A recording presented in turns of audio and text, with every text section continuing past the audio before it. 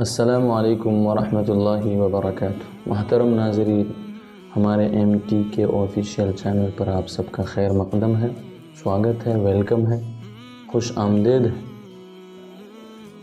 Video شروع کرنے سے پہلے آپ سب سے گزارش کرتے ہیں کہ اگر چینل پر نئے ہوں تو ہمارے چینل کو سبسکرائب کریں اور نیچے دیے گئے لال رنگ کے بٹن جو سبسکرائب لکھا ہوا ہے اس پر کلک کریں، بیل آئیکن کو دبائیں تاکہ ہماری ہر نئی ویڈیو آپ تک پہنچتے رہے۔ اور آپ کو ویڈیو کیسی لگے کمنٹ میں ضرور بتائیے۔ اور آخری چیز کہ ویڈیو کو لائک کرنا، اگر اچھی نہیں لگی ہے تو ان لائک کرنا یہ بھولیے گا نہیں۔ چلیے ویڈیو شروع کرتے ہیں۔ دوستو، آپ کو آج ایک قصہ سناتا ہوں۔ ایک بادشاہ تھا اور اس کی ایک بہت ہی حسین اور خوبصورت بیوی تھی۔ دونوں میں کچھ انبن ہو گئی، لڑائی ہو گئی، لہذا لڑائی تو دن میں ہوتی ہے، دن میں لڑائی ہوئی۔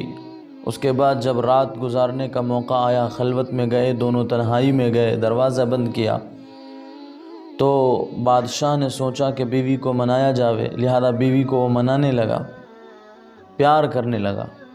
بیوی روٹھی ہوئی تھی اور ماننے کے لیے تیار نہیں تھی، تو بادشاہ نے بہت منانے کی کوشش کی لیکن نہیں مانی۔ لہذا اسی طرح سے بات چلتے چلتے ایسا ہوا کہ بادشاہ نے کوئی پیار بھری بات کہی اور بیوی نے کہہ دیا اس پر غصے میں، چونکہ جب بیوی غصے میں ہوتی ہے تو کیا نکلتا ہے اس کے منہ سے وہ پتہ نہیں چلتا ہے۔ لہذا بیوی نے غصے میں کہہ دیا چل دفع ہو جا جہنمی کہیں کا۔ جب بیوی نے شوہر سے جہنمی کہا تو بادشاہ کو بھی غصہ آیا، جلال آیا، تو بادشاہ نے بھی کہا اگر میں جہنمی ہوں تو تجھے 3 طلاق۔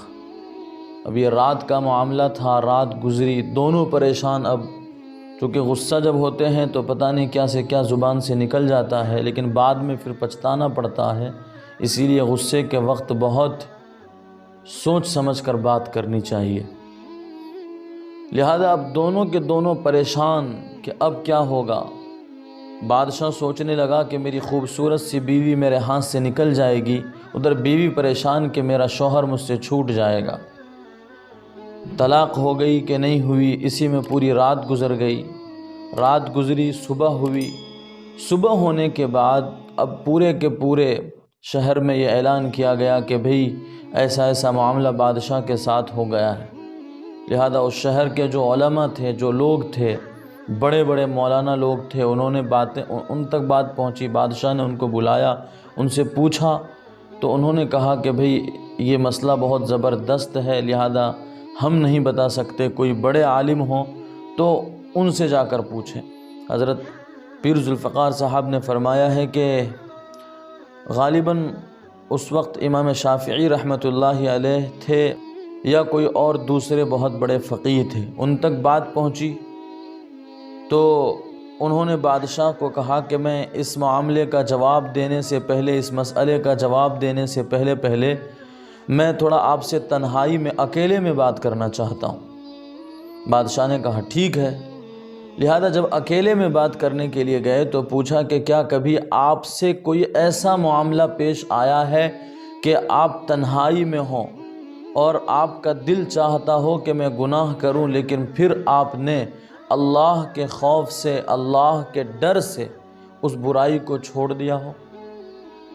بادشاہ نے اپنے دماغ پر زور ڈالا، سوچا، سوچنے کے بعد ان کو یاد آیا۔ لہذا بادشاہ نے کہا ہاں، ایک موقع ایسا ہے کہ اس وقت میں نے صرف اور صرف اللہ کے لیے گناہ کو چھوڑا ہے۔ تو بادشاہ سے اس فقیہ صاحب نے، اس عالم صاحب نے، بڑے مولانا صاحب نے پوچھا کہ وہ کون سا موقع ہے، آپ ذرا تفصیل سے مجھے بتلائیے۔ لہذا بادشاہ نے پورا واقعہ بیان کیا۔ ہوا یوں تھا کہ میں ایک مرتبہ تنہائی میں اپنے گھر میں گیا تو اپنے محل کے اندر جب داخل ہوا تو میرے محل کی جتنی نوکرانی ہیں، جتنی خادمہ ہیں، خدمت کرنے والی ہیں، وہ ان سب کے سب چلی گئی تھیں۔ ان میں سے ایک بہت ہی حسین اور خوبصورت خادمہ میرے روم کے اندر کچھ سجا رہی تھی۔ تو میں نے جب اس کو دیکھا تو میرا دل اس پر آ گیا، میرا دل گندے خیالات سے بھر گیا۔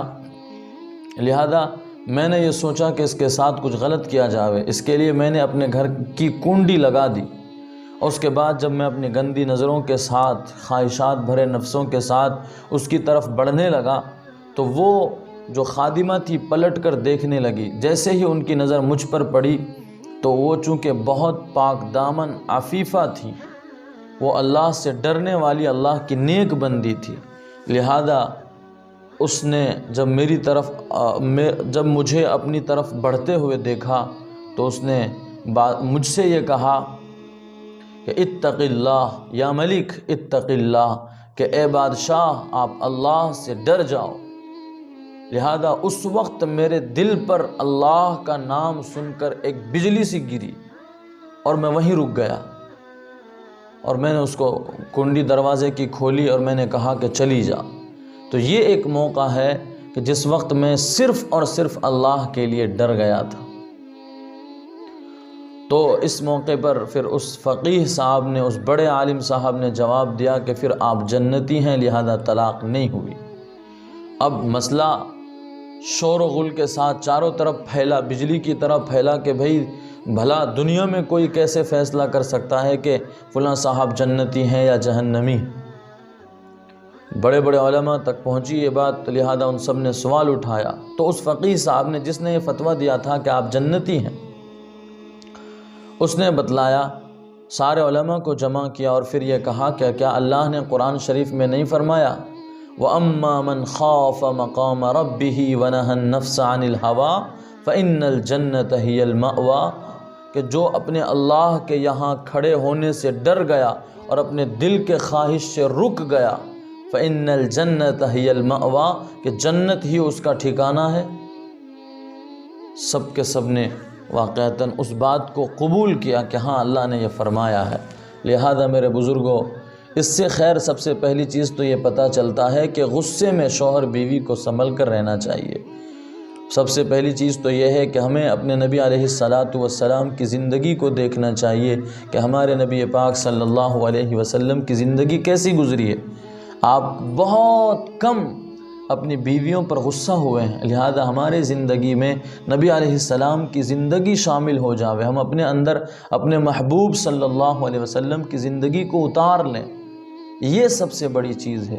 لیکن زندگی میں کبھی یہ موڑ بھی آتے ہیں کہ ہمیں غصہ کرنا پڑتا ہے، کبھی بیوی غصہ ہو جاتی ہے تو روٹھنا منانا ہونا چاہیے، لیکن بات یہاں تک نہ پہنچ جاوے کہ طلاق تک بات پہنچ جاوے۔ لوگوں نے طلاق کو مذاق بنا لیا، اس سے ہمیں بچنا چاہیے۔ طلاق بہت ہی زیادہ ناپسندیدہ چیز میرے اللہ کو ہے۔ میرے نبی نے فرمایا کہ سب سے زیادہ مغضوب اور بری چیز اللہ کے یہاں اگر کوئی ہے تو وہ طلاق ہے، لیکن ضرورت کے وقت اس کی اجازت دی گئی ہے، اسی لیے ان چیزوں سے بچنا چاہیے۔ اللہ اس واقعہ سے ہمیں سبق لینے کی توفیق عطا فرماوے۔ السلام علیکم ورحمۃ اللہ وبرکاتہ۔